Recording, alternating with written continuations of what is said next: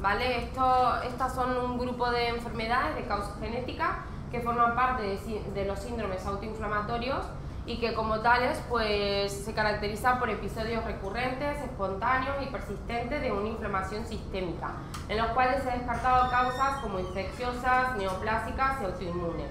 Y la manifestación más prevalente es la fiebre. Aquí podemos ver un listado parcial de las enfermedades autoinflamatorias sistémicas, dentro de las cuales pues forman parte las fiebres periódicas recurrentes hereditarias. Bien, ¿cuál es el concepto? Pues es un concepto arbitrario, ¿vale? Se caracteriza por la presencia de 3 o más episodios de fiebre de duración variable, que puede ser días o semanas, esto en el lapso de 6 meses, y que debe estar separado por lo menos de una semana libre de síntomas. Dentro de las fiebres periódicas hereditarias se incluye la fiebre mediterránea familiar, el síndrome periódico asociado al receptor del factor de necrosis tumoral, la hipergamaglobulinemia D y las criopirinopatías. Pero estas dos últimas se manifiestan sobre todo pues, en edad de 6 meses, por lo tanto no haré mención de ellas. Con respecto a la patogénesis, de modo muy resumido, pues se relaciona con una alteración en el control de las vías de inflamación y también de la apoptosis. Y el pronóstico de estas enfermedades va en relación con el estado de inflamación subyacente que tiene y que es el desarrollo de la amiloidosis secundaria. ¿Cuándo la vamos a sospechar? Pues en general son enfermedades que se diagnostican en la infancia, aunque puede ser que por el retraso diagnóstico también se manifiesten en edad adulta. Debemos tener en cuenta los antecedentes familiares de fiebres periódicas, la etnia del paciente, la aparición durante las crisis de dolor abdominal, de mialgias, de alteraciones cutáneas y también una repercusión bioquímica con aumento de los reactantes de fase aguda tanto en el acceso de crisis como inmediatamente después.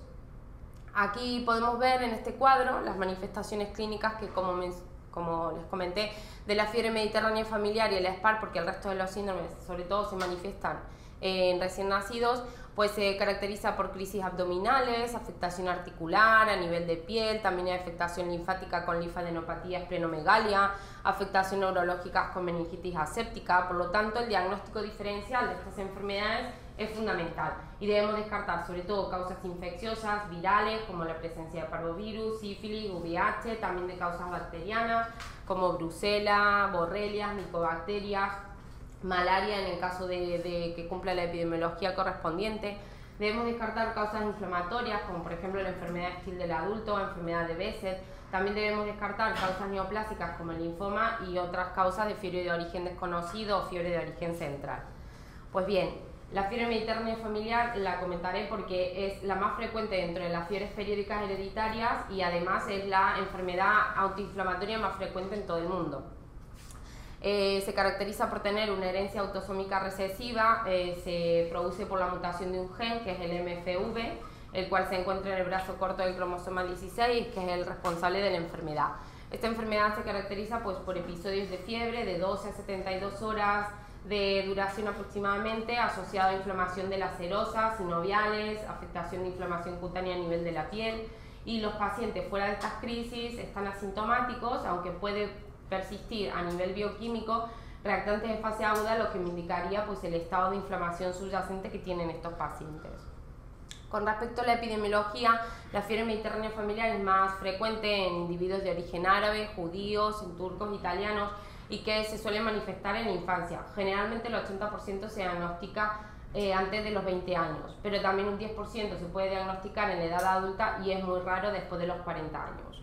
Con respecto a la patogenia, de forma muy resumida también, como comenté, es una mutación en el gen MFV, el cual codifica para una proteína que es la pirina, la cual está implicada en la regulación de la producción de citocinas como la interleucina 1, la cual forma parte de la cascada de inflamación y básicamente es una alteración a este nivel. Existen más de 50 mutaciones que están relacionadas con la fiebre mediterránea familiar y también es importante tener en cuenta que hay veces en donde no se puede identificar la mutación del gen MFV, por lo tanto esto hay que tenerlo presente para el diagnóstico.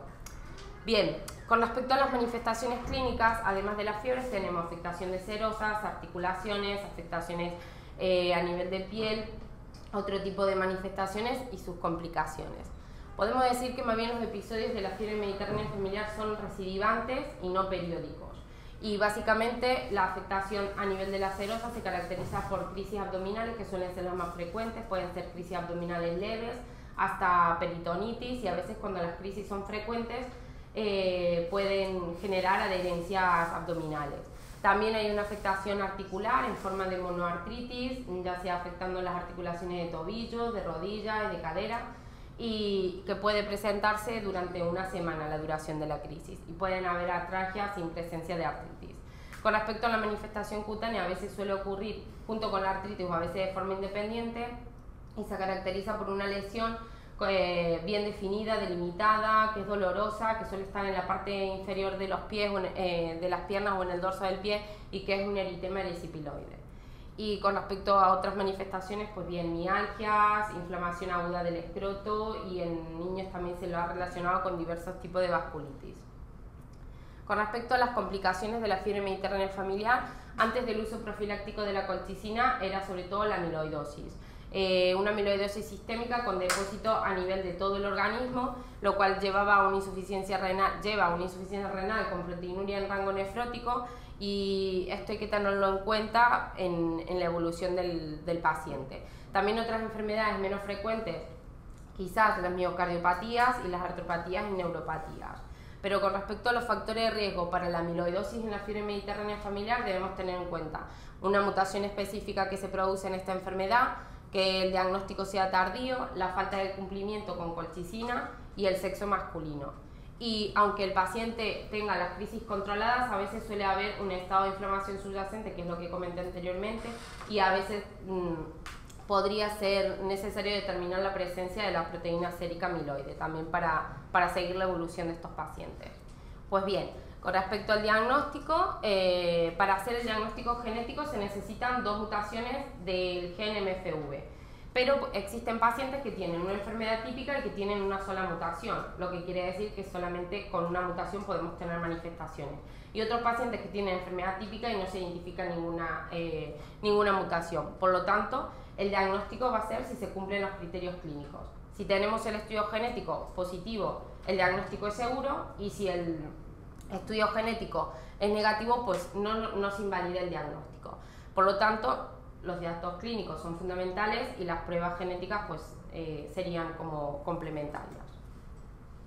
Bueno, con respecto a los criterios clínicos existe un listado largo que hay que cumplir, criterios mayores y menores. Básicamente pues es una fiebre registrada de 38, duración de 12 a 72 horas, recidiva de los cuadros, de que tengan manifestaciones de crisis abdominales, dolor torácico, rash cutáneo, y también que se hayan descartado obviamente otros factores causales.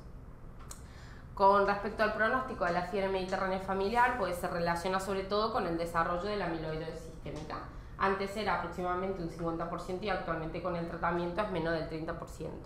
La amiloidosis, cuando se produce, cuando es de inicio tardío, raramente produce amiloidosis, por lo tanto estos pacientes con inicio tardío tienen mejor pronóstico. Y muchas veces se ha visto que el pronóstico de la enfermedad se relaciona con la gravedad de la misma, y para ello contamos con diversas escalas que le da puntaje pues, a diversas características, como la edad de inicio, la frecuencia de ataques, la respuesta a la colchicina, la presencia de artritis, la alteración en piel o la amiloidosis, en lo cual se lo puede clasificar pues, en una enfermedad grave, moderada o leve. Aquí existe, bueno, esta es otra tabla también de gravedad, que se le da pues, puntaje a diversos criterios clínicos, donde también las clasificamos a la gravedad, y esto nos puede servir un poco de estrategia tanto para el seguimiento como para el tratamiento, ya que aquellos pacientes que tengan enfermedad más grave, pues trataremos con dosis más altas de colchicina y haremos un seguimiento más continuo. Lo comentado, el tratamiento por los ataques febriles no van a responder ni a los AINES ni a los corticoides. Se debe tratar con colchicina de 1,2 a 1,8 miligramos por día por vía oral. Esto evita la crisis aguda, evita la aparición de la amiloidosis sistémica. El 90% de los pacientes responden de forma significativa y, bueno, como efecto secundario tienen los trastornos gastrointestinales. En caso de que haya resistencia a la respuesta de colchicina, se puede intentar con interferón alfa o si no con otros agentes biológicos como los inhibidores de la interleucina 1, que es anakinra. Pues bien, ahora comentaré rápidamente sobre el síndrome periódico asociado al receptor de factor de necrosis tumoral, simplemente porque es un síndrome de fiebre periódica que le sigue en frecuencia a la fiebre mediterránea familiar en el diagnóstico, y por lo tanto pues lo mencionaré, y el resto se producía sobre todo en niños pues de 6 meses de edad, por lo tanto no lo menciono. Pues bien, este síndrome, llamado también SPAR, se caracteriza por episodios de fiebre y de inflamación sistémica. Sí existe una mutación en el receptor para el factor de necrosis tumoral, y que sí debe ser identificado en el estudio genético para poder diagnosticarlo, y que si bien existen algunas características que se relacionan con la fiebre mediterránea familiar, en otras se diferencia, y es en esto en lo que tenemos que basar nuestro diagnóstico. Aquí, pues de forma muy breve, podemos ver con respecto al SPAR, a diferencia de la fiebre mediterránea familiar, la prueba genética sí es necesaria, el modo de herencia es autosómica dominante, a diferencia de la fiebre mediterránea familiar, la distribución con respecto a la etnia es más amplia, la duración de las crisis suele ser de más días, más de 5 días, de entre 1 a 3 semanas. También hay alteración a nivel de la piel, a nivel ocular, que en la fiebre mediterránea familiar no existe, bueno, no está presente generalmente. El desarrollo de una amiloidosis sistémica en menos del 30% de los casos, y con respecto al tratamiento, en este síndrome sí puede responder a los AINES, a los corticoides, y en caso que las crisis sean graves, se puede tratar con agentes biológicos. Con respecto a la edad de comienzo, antes de los 20 años, las manifestaciones abdominales, pleurales y escrotales y la esperanza de vida normal es igual que en la fiebre mediterránea familiar. Pues bien, cuando tenemos un paciente con sospecha diagnóstica de fiebre periódica, pues debemos pedir los reactantes de fase aguda en todos los pacientes, por lo menos en el periodo febril y afebril. Luego la radiografía de tórax y la ecografía abdominal también en el periodo febril en todos los pacientes. Un cultivo de sangre en el periodo febril en todos los pacientes, las pruebas de función hepática, y luego el resto de pruebas, por ejemplo el frotis de sangre periférica, pues según la epidemiología del paciente pues también se solicitará. Entonces tenemos la sospecha diagnóstica, el primer paso, pues pedir un hemograma, ver los reactantes de fase aguda, ver si está normal o aumentado, es decir, si existe leucocitosis, neutrofilia, aumento de PCR o BCG, si esto en el periodo febril. Si esto está aumentado, lo repetimos en el periodo febril, y si continúa aumentado, pues ya nos valoramos, siempre y cuando se haya descartado el resto de causas de fiebre periódica, pues continuar el estudio para síndrome autoinflamatorio. Pues bien, si tenemos una historia familiar negativa, al paciente hemos descartado otras causas de fiebre periódica y cumple los siguientes síntomas como dolor abdominal, alteración de piel en forma de erisipela o eritema, dolor de tórax, podemos iniciar el tratamiento con colchicina y solicitar un estudio genético. Si responde al tratamiento y el estudio genético es positivo o negativo, el diagnóstico se hará de fiebre mediterránea familiar, como lo comenté anteriormente. A veces el estudio genético es complementario, y se hará la evaluación anual con amiloidos para el desarrollo de amiloidosis. Si el estudio genético es positivo y la respuesta es baja al tratamiento, el diagnóstico también es de fiebre mediterránea familiar, y lo que se hará pues subir la dosis de colchicina. Si el estudio genético es positivo y no respuesta al tratamiento, nos podemos plantear pues el tratamiento con agentes biológicos. Y si el estudio genético es negativo y no respuesta al tratamiento, pues consideraremos otras causas de fiebre periódica. Si se ha descartado la fiebre mediterránea familiar, el paciente pues presenta estos síntomas de afectación en la piel, dolor en grupos musculares, con el resto de conceptos de fiebre periódica, pediremos también el estudio genético del SPAR. Si es negativo, consideraremos otras causas, y si es positivo, hacemos el diagnóstico del síndrome periódico asociado al receptor de factor de necrosis tumoral, y evaluaremos pues, la utilización de agentes biológicos para su tratamiento. Por lo tanto, como conclusión de la sesión, podemos decir que el conocimiento de estas enfermedades supone un nuevo enfoque para los pacientes que presentan fiebre intermitente, y que las claves diagnósticas son tanto la duración y la periodicidad de la fiebre, la etnia, los antecedentes familiares de fiebre y también pues, el estado inflamatorio sistémico de las manifestaciones de inflamación sistémica. El diagnóstico es importante tanto por el inicio del tratamiento, para el seguimiento por el desarrollo de amiloidosis secundaria y la necesidad de consejo genético en el caso que sea necesario. Y como comenté anteriormente, el inicio de la colchicina en la fiebre mediterránea familiar y agentes biológicos en síndromes como el SPAR es necesario para evitar secuelas a largo plazo como la amiloidosis secundaria.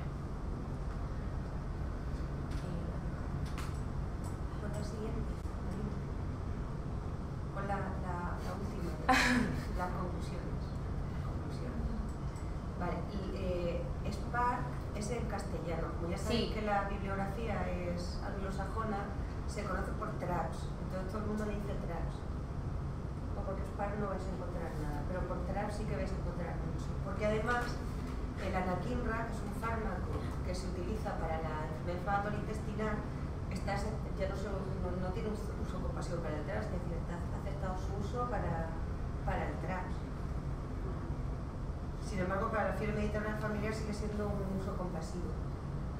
Entonces, lo importante de estos pacientes es, primero, el despistaje de otras enfermedades que pueden provocar fiebres recurrentes, que esto es lo más complicado. Segundo, que cumplan criterios clínicos en los episodios. Y esto es muy importante, porque el problema de la fiebre mediterránea familiar es que, a pesar de que se diga que es autosómica recesiva, no es autosómica recesiva. Me refiero a que si tienes las dos mutaciones y tienes una clínica compatible, confirma la enfermedad, pero si tienes una mutación y una clínica dudosa, te quedas ahí en un impasse. Por eso es muy importante las manifestaciones clínicas en estas enfermedades, porque luego el estudio genético en TRAPS sí te ayuda, pero en fiebre mediterránea familiar te puede guiar. Por eso dijimos de hacer una prueba con colchicina con este paciente, porque además es que la periodicidad de la fiebre no va por una fiebre mediterránea familiar. Si acaso pudiera ser un TRAPS. Pero desde luego una fiebre mediterránea familiar no, luego te da una aterocigosis y te marea un poco. Sí, lo que pasa es que no tiene manifestaciones clínicas. Es que no tiene nada, ese es el problema, que no tiene, salvo que las molestias esas que tiene en muslo los consideres como mialgias. Entonces ese es el problema.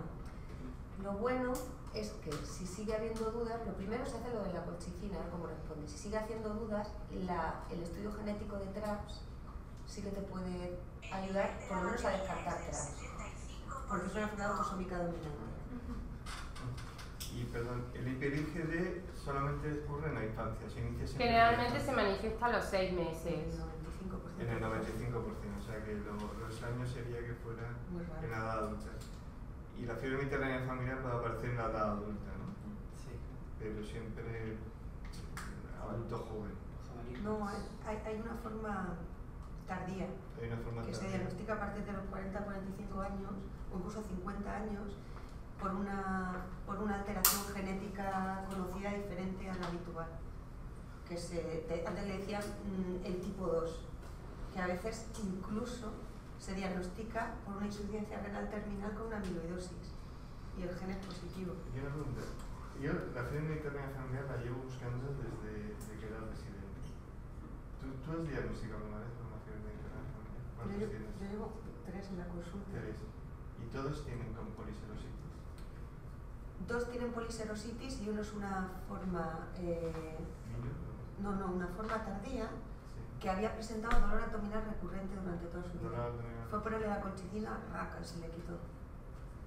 Y el problema son las formas heterocigotas. Esta solo dolor abdominal. Pero se le quitó, con la colchicina. Y las otras con fiebre y mucha poliserositis. Entonces, el problema es que es heterocigota y está un poco marcado, entonces es complicado. Porque la respuesta a la colchicina es regular y casi nunca hemos visto que tiene los restantes de fase aguda positivos. Y encima es heterocigota, que esos son los que marean. Y otra tiene todas las características, todas, con poliserositis, tal, pero el estudio genético es negativo, tanto para TRAPS como para... Pero vamos, cumple criterios de fiebre mediterránea familiar y así la estamos tratando. Y otra pregunta, ¿cuántas alteraciones genéticas hay en población general asociadas a fiebre mediterránea familiar que no presenten? Es que esto no se sabe. Es que esto no se sabe. El problema es que tú no haces un cribaje genético en toda la población general. Entonces, el autosómico recesivo... Pero tú siempre se estudia a los familiares, ¿no? Claro, tú lo estudias y muchos de ellos, aunque no se sabe el tanto por ciento, también son heterocigotos. Muchos de ellos no tienen absolutamente ninguna sintomatología. Y ahora no se sabe muy bien qué hacer con esa gente que es heterocigota sin sintomatología. Cuando tiene una mutación que se asocia a mucha amiloidosis y muy típica, aunque sea heterocigota, la mayoría de las guías lo que te dicen es de forma empírica ponerle colchicina. Porque tú no sabes si esas personas a 40 años... Está basado en una opinión de experto. Claro, porque tiene que pasar mucho tiempo para ver si esas personas desarrollan o no desarrollan amiloidosis. El problema es ese, que cuando tú ahora sabes más de la genética, hace 20 años que se sabe más de la genética, entonces no hay suficiente seguimiento de los heterocigotos asintomáticos para saber exactamente qué ocurre o qué no ocurre con ellos. Por eso la clínica es muy importante, la fiebre mediterránea familiar. Y el cribaje de la familia es importante para saber qué va a ocurrir en el futuro con esas personas, porque no lo sabes. Y con respecto al SPAP, al TRAPS. ¿es frecuente? No, es muchísimo más infrecuente que la fiebre mediterránea familiar. Lo que pasa es que nosotros, cuando pedimos el estudio de fiebre mediterránea familiar, lo hacen en el clínico de Barcelona. Y ahí hay un biólogo molecular muy bueno, muy experto en fiebres recurrentes. Entonces siempre rellenas un protocolo, que se me ha gastado, por cierto. Y entonces, dependiendo de la sintomatología, él te dice un poco, bueno, pues le voy a hacer de TRAPS, le voy a hacer de criopirinas, le voy a hacer de tal. Entonces te asesora un poco genéticamente, si es negativo a uno, te hace otro. O sea que lo hace fenomenal. Sí, y las criopirinas también es para fiebre. Sí, pero eso es aún más exótico, porque lo de las criopirinas ya no solo es que no hay, la incidencia no es de uno cada tal, es que son familias descritas en el mundo nada más. Es decir, hay 200 casos descritos en el mundo de las criopirinas. Eso no quiere decir que no pueda tener un paciente, pero ya son pacientes que tienen una historia familiar muy... Es decir, eso ya es súper exótico, la fiebre por criopirinas. Zurita, ¿cómo se pide la proteína amiloidea C? Tiene un código. Tiene código. Tiene código. Le pides al paciente este. Es SAA y la hacen desde hace mucho tiempo aquí, lo que no es el código. No, pero bueno, eso Pues lo busca en laboratorio. SAA. Para y la pero es un reactante también. Es un reactante de fase aguda, ¿sabes? Es un reactante de fase aguda. Su operación aumentada, pues también. Que aumentan las amiloidosas. Pero Sobre claro. todo en la SA. O sea, sobre Pero todo la SA no, no, en es la la SA. SA. En la amiloidea. Pero la SAS es la que En la amiloidea amiloidea es la que se es asocia al fenómeno que inflamatorio. es la que se asocia a la fermentera familiar. Entonces tú, Alina, ¿qué resumen harías? Los darías a todos. Que hay que elegir bien al marido. Hay que hacer una compatibilidad genética de enfermedades heterocigóticas. Pues lo fundamental lo he comentado ya, es decir, ante un paciente con fiebre intermitente o recurrente, pues principalmente descartar todas las causas